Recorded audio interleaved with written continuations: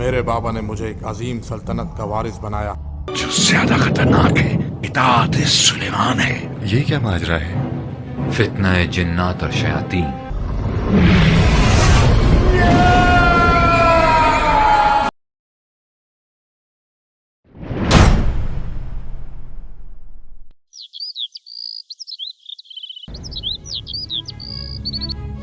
حضرت سلیمان علیہ السلام اللہ کے پیغمبر تھے اور بادشاہ بھی۔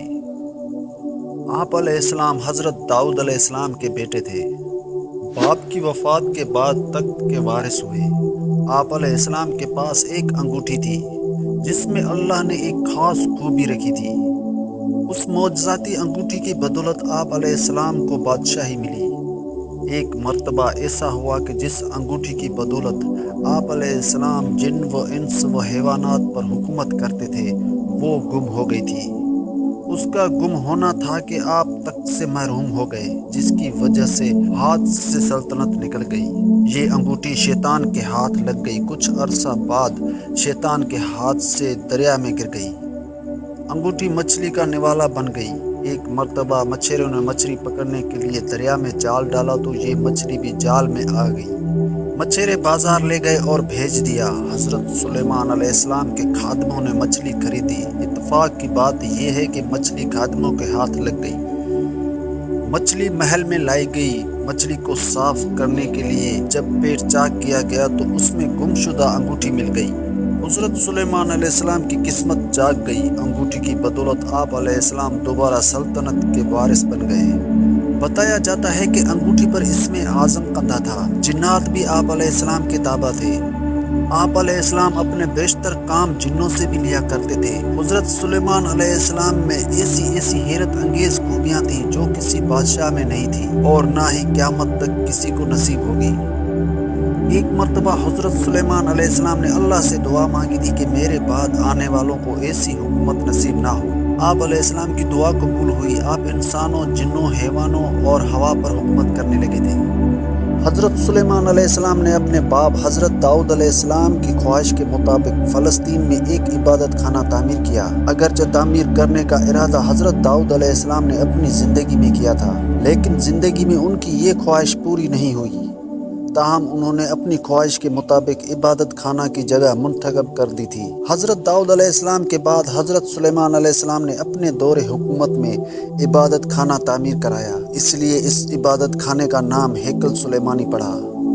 تعمیر کا کام 7 سال تک جاری رہا۔ روایت کے مطابق بہت بھاری تعداد میں لوگوں نے تعمیر کے کام میں حصہ لیا۔ بعض روایت کے مطابق 2 لاکھ مزدوروں نے کام کیا۔ اسرائیلی روایت میں حیرت انگیز بات یہ پائی جاتی ہے کہ تعمیر کے دوران جنوں نے بھی حصہ لیا۔ وہ دور دراز مقامات سے پتھر اٹھا کر لاتے تھے اور دیواریں چنتے تھے۔ تاریخ سے یہ بات معلوم ہوتی ہے کہ اس عبادت خانے کی لمبائی 90 فٹ، چوڑائی 30 فٹ اور اونچائی 45 فٹ تھی۔ اس کے اندر ایک مخصوص جگہ بنائی گئی تھی جہاں تابوت سکینہ رکھا گیا۔ یہ ایک صندوق کی شکل میں تھا، یہاں ایک صندوق ہی تھا۔ یہ بہت متکبر مانا جاتا تھا۔ اس میں یہودیوں کی تبرکات رکھے گئے تھے۔ قرآن کریم میں اس کے کچھ اشارات ملتے ہیں، وہ یہ کہ جب اسرائیلیوں کے ہاتھوں سے یہ متکبر صندوق نکل گیا تو فرشتے اس کی حفاظت پر مامور تھے۔ اس میں آل موسیٰ اور آل ہارون علیہ السلام کی نشانیاں تھیں، اس لیے ان کے نزدیک یہ صندوق بہت متکبر بنا جاتا تھا۔ روایت ہے کہ عصائے موسیٰ بھی اس صندوق میں تھا۔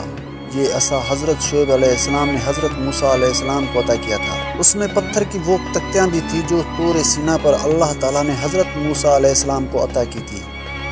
اس میں نوادرات کے نقشے بھی تھے۔ جب طالوت اسرائیلیوں کا بادشاہ بنا تھا تو یہ صندوق دوبارہ بنی اسرائیل کے ہاتھ آیا۔ تابوت سکینہ حاصل کرنے کے لیے طالوت کو جنگ لڑنا پڑی۔ یہ جنگ کافروں سے لڑی گئی۔ اس جنگ میں طالوت نے اللہ تبارک و تعالیٰ سے دعا مانگی تھی کہ اے رب، مجھے صبر کرنے کی صلاحیت عطا کر، مجھے ثابت قدم رکھ اور کافروں پر فتح دے۔ تاریخ سے یہ بات ثابت ہے کہ فلسطین پر ہر زمانے میں حملے ہوتے رہے۔ کبھی بابل نے تباہی مچائی، کبھی رومیوں نے حملہ کیا۔ عراق کا قدیم نام بابل تھا۔ جس نے بھی حملہ کیا حضرت سلیمان علیہ السلام کا تعمیر کیا ہوا عبادت خانہ ہیکل سلیمانی کو بھی نشانہ بنا رہا تھا۔ ایک مرتبہ بابل کا بادشاہ وقت نصر فلسطین پر حملہ کیا اور ہیکل سلیمانی کو تاخت و تاراج اور اسرائیلیوں کا قتل عام کیا۔ वक्त नसर फलस्तीन से 10 लाख यहूदियों को कधेड़ कर इराक ले गया और वहाँ गुलाम बनाया। वक्त नसर के ओहद के बाद फिर ये कौम फलस्तीन में आकर आबाद हो गई। रोमी भी अक्सर फलस्तीन पर हमला करते रहे।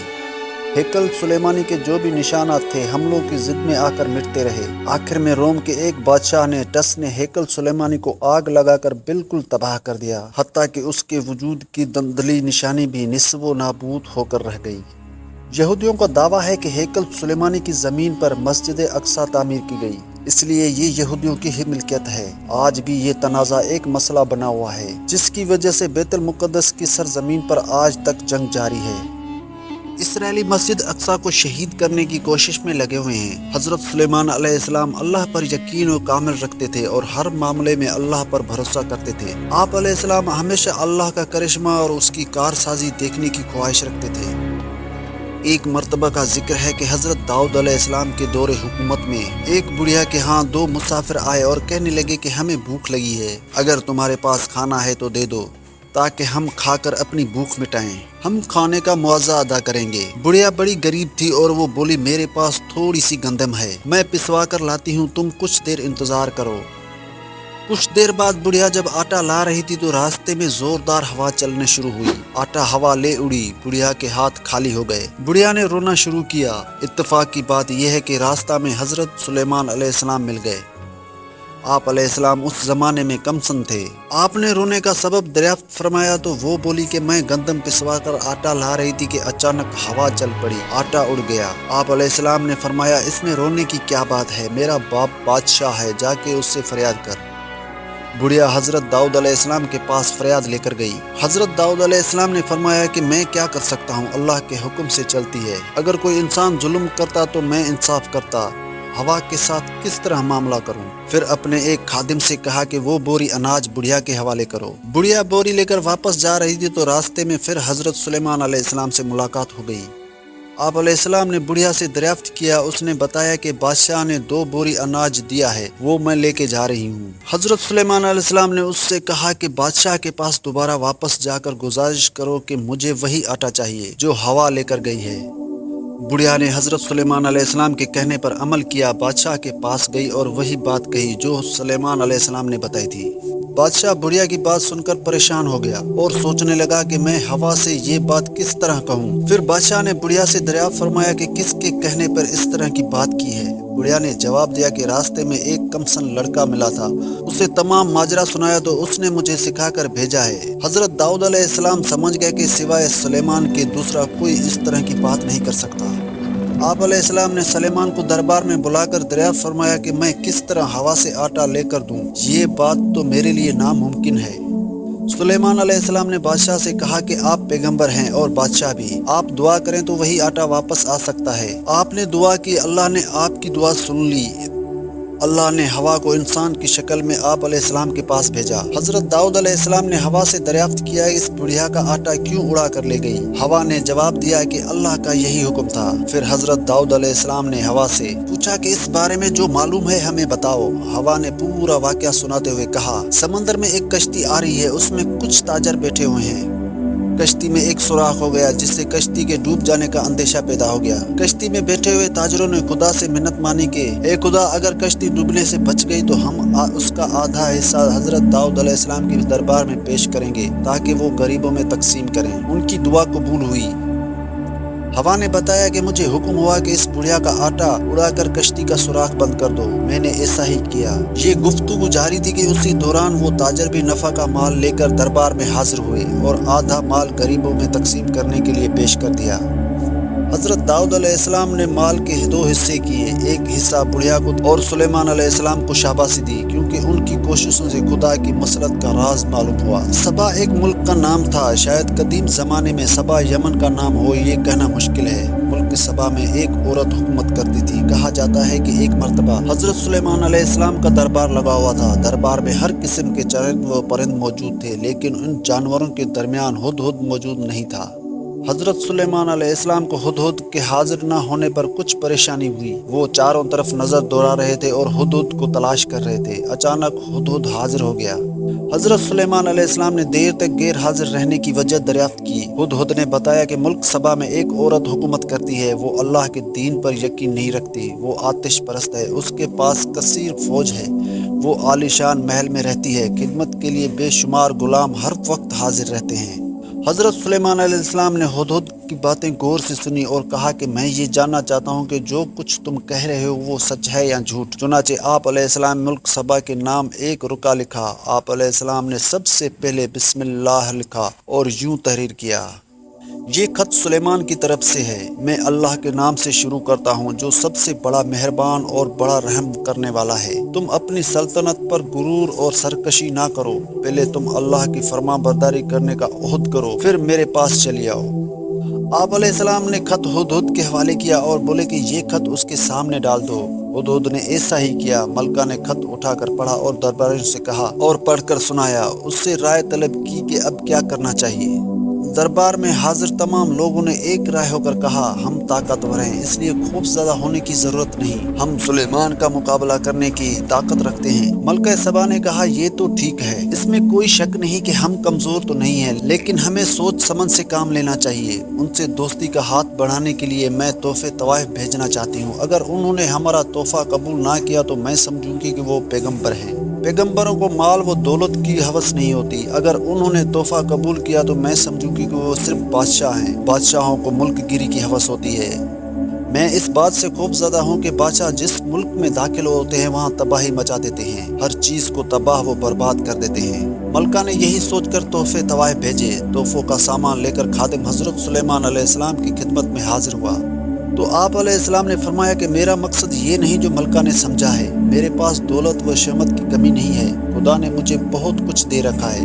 میں چاہتا ہوں کہ ملکہ میرے حکم کی تعمیل کرتے ہوئے میرے پاس چلی آئے۔ اگر اس نے میرے پاس آنے سے انکار کیا تو میں لشکر لے کر پہنچ جاؤں گا، ملکہ کو رسوائی اٹھانی پڑے گی۔ خادم نے حضرت سلیمان علیہ السلام کا پیغام ملکہ تک پہنچا دیا۔ ملکہ نے روانگی کے لیے تیاریاں شروع کر دی۔ آپ علیہ السلام کو ملکہ کی روانگی کی خبر مل چکی تھی۔ آپ علیہ السلام نے جنوں سے پوچھا کہ ملکہ کو یہاں کون لا سکتا ہے؟ ان میں سے ایک جن نے کہا کہ میں پلک چپکتے ہی ملکہ کو حاضر کر سکتا ہوں۔ آپ علیہ السلام نے اجازت دی تو ایک جن تخت سمیت ملکہ سبا کو لے آیا۔ حضرت سلیمان علیہ السلام نے اللہ کا شکر ادا کیا اور حکم دیا کہ اس تخت کی شکل بدل دی جائے۔ جب ملکہ دربار میں پہنچی تو اس سے پوچھا کہ کیا تیرا تخت بھی ایسا ہے؟ اس نے کہا یہ تو وہی ہے۔ حضرت سلیمان علیہ السلام نے اپنے محل کو حیرت انگیز طریقے سے بڑی حکمت کے ساتھ تعمیر کیا۔ محل کا فرش شیشے سے تیار کیا۔ فرش کے نیچے پانی کی نہریں بہہ رہی تھی۔ ایسا معلوم ہو رہا تھا جیسے یہ فرش نہیں بلکہ پانی ہی پانی ہے۔ جب ملکہ سبا محل کے فرش پر پاؤں رکھنے والی ہی تھی کہ پیچھے ہٹ گئی اور اپنے پانچے اور چڑھا لیے۔ ایک خادم نے ملکہ کی حرکت دیکھ کر کہا: یہ پانی نظر آ رہا ہے لیکن پانی نہیں ہے بلکہ فرش ہے، پانچے اٹھانے کی ضرورت نہیں ہے۔ ملکہ یہ عجوبہ دیکھ کر دنگ رہ گئی اور کہنے لگی: اے پروردگار، میں نے اپنی جان پر ظلم کیا ہے، میں سلیمان علیہ السلام کی بات مانتی ہوں اور اللہ ہی تمام کائنات کا رب ہے۔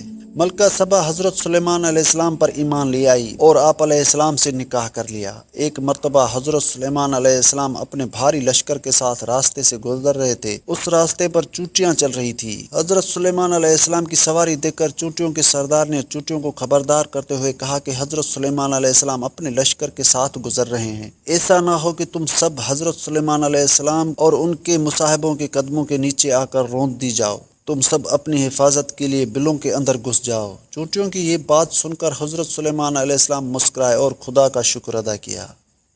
بیان کیا جاتا ہے کہ حضرت سلیمان علیہ السلام عجیب و غریب حالت میں وفات پا گئے۔ آپ علیہ السلام ایک مقام پر عصا ٹیک کر کھڑے رہے اور اسی حالت میں آپ علیہ السلام کی روح پرواز کی گئی، لیکن آپ علیہ السلام گرے نہیں۔ آپ کی وفات سے سب بے خبر تھے۔ جب عصا کو دیمک چاٹ گئی تو آپ علیہ السلام گر پڑے۔ اسی وقت جن چرند اور پرندوں کو آپ علیہ السلام کی وفات کی خبر ہوئی۔